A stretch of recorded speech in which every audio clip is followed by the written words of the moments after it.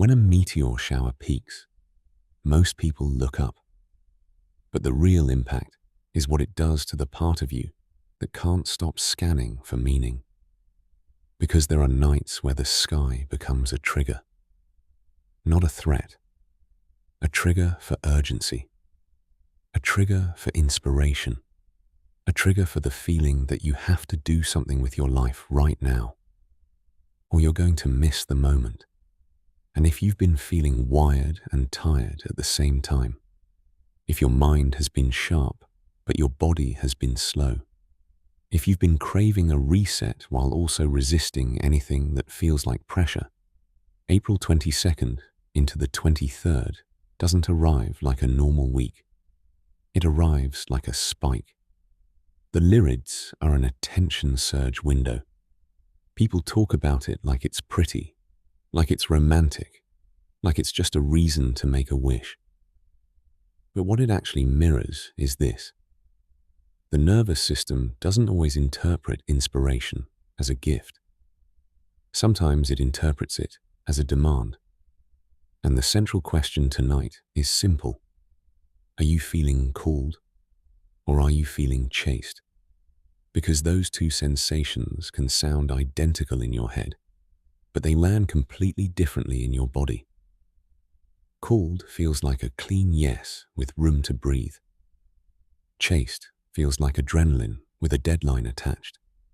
And right now, a lot of people are mistaking pressure for purpose because the surge is loud and the exhaustion underneath it has been quiet for too long. If that's you, let's name the most frustrating part. You can't explain it to people who aren't in it. From the outside, it looks like you're fine. You're functioning. You're doing what needs to be done. You're replying. You're showing up. You're keeping things moving. But inside, it's like your system keeps switching channels without permission. One moment you're locked in, hyper-focused, convinced you finally found the answer. You start organizing, cleaning, planning, fixing. You feel almost high on clarity, like you've been underwater and you finally broke the surface. And then it flips. Your chest gets tight. Your jaw gets sore. Your sleep gets weird. You're tired, but you can't soften. You're hungry, but nothing sounds right. You open your phone without meaning to. You scroll without absorbing. Your brain feels busy, but not productive, like a room full of people talking over each other. You tell yourself you need discipline. You tell yourself you need to stop being dramatic. You tell yourself you just have to push through. But your body doesn't respond to that talk anymore. Because the truth is, you're not dealing with laziness. You're dealing with threshold pressure. This is what people don't understand about health. Health isn't only food and movement. It's timing. It's state. It's the invisible weather in your nervous system. And when timing compresses, your body starts acting like it's standing in a doorway it can't back out of. You start reacting to inspiration like it's a threat. You start reacting to rest like it's a loss. You start reacting to stillness like it's a trap. You're not broken. You're not undisciplined. You're not too sensitive. You're in a cycle where the system wants to surge, but the foundation isn't ready. And that's why this feels like internal conflict instead of motivation, because a surge without structure doesn't become a breakthrough. It becomes a spike, and spikes crash. Here's the reframe that changes everything, if you let it land. Some windows of time don't offer you more energy. They reveal what your relationship to energy really is. If you only know how to move when it feels urgent, the surge will hijack you. If you only know how to rest when you've collapsed, the surge will bait you. If you only trust yourself when you're performing, the surge will feel like proof that you're finally becoming the version of you keep chasing. And then you'll punish yourself when the body can't hold it. But the lens today is temporal threshold cycles. Because the Lyrids aren't just a sky event. They're a symbolic threshold, an attention flare, a moment where inspiration shows up early, before the system is regulated enough to carry it cleanly. That's why this particular kind of week can feel like clarity and chaos in the same breath. Because threshold time doesn't ask, do you have a good idea? Threshold time asks, do you have the capacity to live what you're seeing? And if you're honest, the pain isn't that you don't know what to do. The pain is that you can feel what you want and you're not sure your body will cooperate long enough to sustain it. That's the real grief. Not failing. Flinching. Flinching because your nervous system learned that intensity equals danger. And now even your own inspiration makes you brace. So let's talk about why this pattern exists and why it shows up so sharply around energetic threshold windows like the Lyrids. Temporal threshold cycles aren't a modern concept. They're ancient. Humans have always known there are in-between corridors where the old self stops working and the new self hasn't stabilized yet. Initiation rites were designed around this. Not because people loved drama, but because they understood something our culture keeps forgetting. Transition without container becomes chaos. In many ancient traditions, you weren't allowed to casually drift from one identity into another. There was a separation, an ordeal, and a return. A marked passage through the liminal space. The doorway, the wilderness, the night. Myths preserve this structure because it's psychologically true. Transformation rarely happens in the comfort of routine. It happens when the familiar tools fail, when the old coping strategies don't work, when the system is forced to reorganize. That reorganization is a threshold, and thresholds carry a specific sensation: pressure without certainty. You feel pulled forward, but you don't have a map. You feel restless, but you don't know what you're restless for. You feel activated, but you don't feel safe. Now put that next to what the Lyrids represent in the calendar: an attention spike, an inspiration surge. It's momentum without guarantee. It's a flare in the sky that reminds the mind of possibility, while the body is still recovering from whatever it's been carrying through early spring. So the body does what bodies do when intensity rises. It asks one question: am I safe? And if your baseline has been stress, the answer is complicated. This is why inspiration can show up as anxiety. Not because inspiration is bad, because your system doesn't trust intensity yet. And we can ground this in real life, because you've seen this pattern play out 100 different ways. You see it in people who finally get motivated and then overhaul everything overnight. They clean the whole house at 2 a.m. They design a new routine. They throw out all the food. They commit to a plan that requires perfection. They feel powerful for a day, and then the crash hits, and the shame arrives, and the story becomes, I never follow through. But the truth is, they followed through on adrenaline, not on capacity. You see it in the health world with extreme challenges.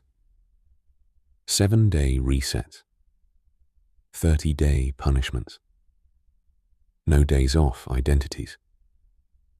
They look disciplined, but they're often just structured urgency. A threshold misread as a deadline. You see it in creative people who catch a vision so vivid, it feels like a mandate. They start a project, outline the whole thing, buy the equipment, tell everyone, burn bright for a week, and then disappear from their own life for a month because they depleted the very system that was supposed to create. You see it in corporate culture too. After a surge of hype, a company scales too fast, hires too quickly, launches too many initiatives, and then spends the next quarter cleaning up the mess. The spike felt like growth. It was strain. Threshold cycles always test the same thing, your ability to choose pacing over performance. Because the doorway is seductive. The doorway whispers, if you don't act now, you'll miss it. But thresholds don't reward panic. They reward precision. And that's where the moon matters in this window. Because on April 22nd and 23rd, the moon is in a waxing crescent phase. The waxing crescent is not full visibility. It's not completion. It's emerging. It's the part of the cycle where something is becoming real. But it isn't mature yet.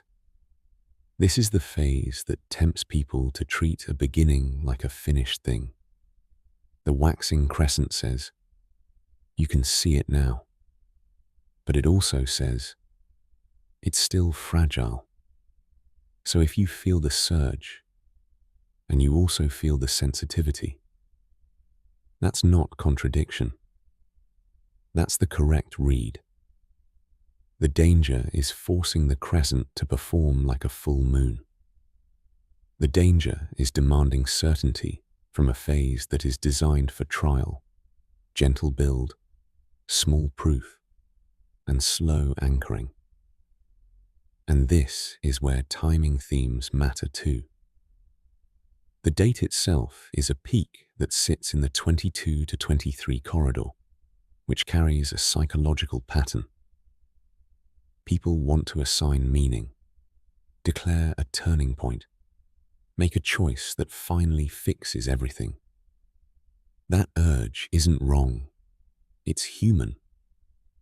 But in threshold windows, the cleanest choices are rarely the loudest ones. They're the ones your body can repeat. So the teaching isn't ignore the inspiration. The teaching is, stop letting inspiration become a threat. Stop letting the spike turn into a test of your worth. Because if your health is fragile right now, if your sleep has been inconsistent, if your appetite has been strange, if your energy has been unreliable, your system is already telling you the truth.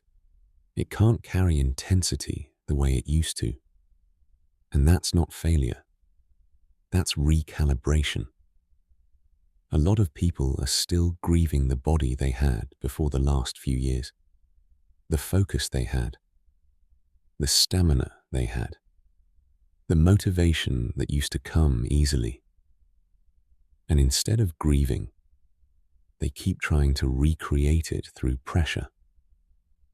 But threshold cycles don't give you your old self back. They teach you how to build a new one. So here's how you move through a surge window like the Lyrids, without turning it into a crash. Start by refusing the most common lie that arrives with a spike, that you have to act on everything you feel. A surge creates many ideas. Not all ideas are assignments. A surge creates urgency. Urgency is not guidance. A surge creates emotion. Emotion is not instruction. The most regulated people aren't the ones who never feel a spike. They're the ones who can hold a spike without obeying it. That's the discipline this window asks for. Not punishment. Containment. Containment looks like letting the inspiration come through, but choosing one small action that proves capacity instead of one massive action that proves intensity. Containment looks like shortening the distance between insight and embodiment, not through a dramatic overhaul, but through something the body can actually digest. If the idea is real, it will still be real tomorrow. If the desire is aligned, it will survive pacing. If the calling is clean, it won't need you to collapse to prove you meant it. Now let's bring this into the body, because health isn't conceptual, it's state. If you're wired and tired, your nervous system is signaling mixed activation. Part of you is mobilized, part of you is depleted. In that state, the worst thing you can do is interpret activation as energy. Activation can happen with no fuel. Activation can happen when your body is running on stress chemistry. So the practical shift is subtle but powerful. Treat the spike like weather. Notice it. Respect it. Don't build a new life in it.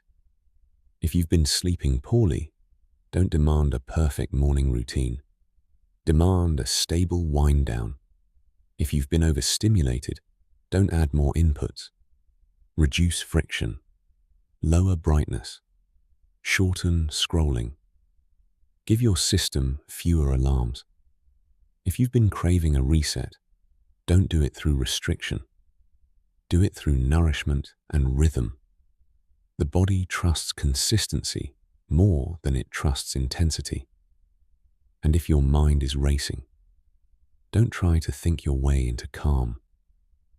Give your body a signal that the emergency is over.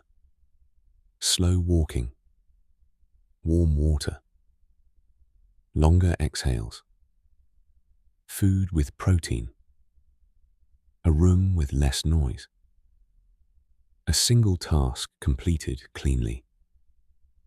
This is not self-care as aesthetic. This is threshold hygiene. This is how you cross without breaking. There's another pattern that shows up in attention spike windows. And it's the one most people miss because it feels like ambition. You suddenly start rewriting your identity. You start thinking, I'm going to become someone who wakes up early, eats perfectly, works out daily, never wastes time, never procrastinates, never spirals. That identity fantasy feels like hope, but it often carries violence, because it implies your current self isn't worthy unless it transforms fast. Threshold cycles expose this, because the spike makes the fantasy feel achievable for a moment. Then the body returns to its baseline, and you feel betrayed by yourself.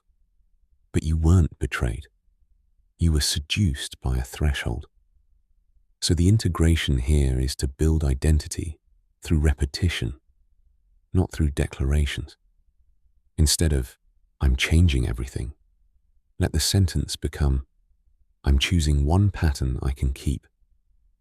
Instead of, I'm finally getting my life together, let it become, I'm stabilizing my nervous system so my life stops feeling like a chase.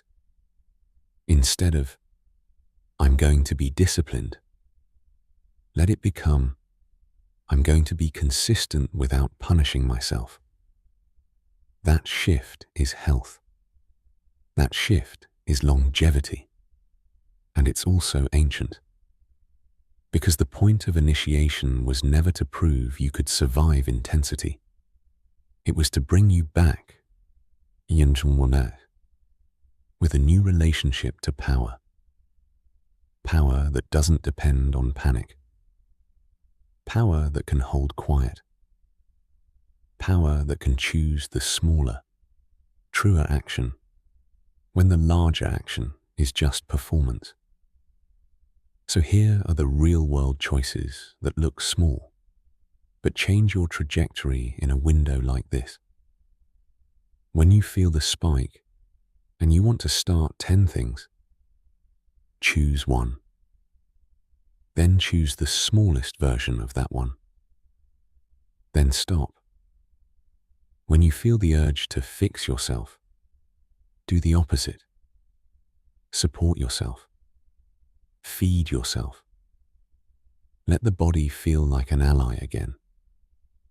When you feel the pull to stay up late because you're finally in the zone, remember that sleep is not wasted time. Sleep is integration. Sleep is where the body turns insight into stability. When you feel the mental pressure to decide everything right now, remind yourself that threshold time is designed to be incomplete. You're not behind because you don't have the full picture. You're in the correct phase. And if you feel emotionally raw in this window, don't pathologize it. Waxing crescent energy can be tender. Emerging things are sensitive. New rhythms are easy to disrupt. This is not the moment for harshness.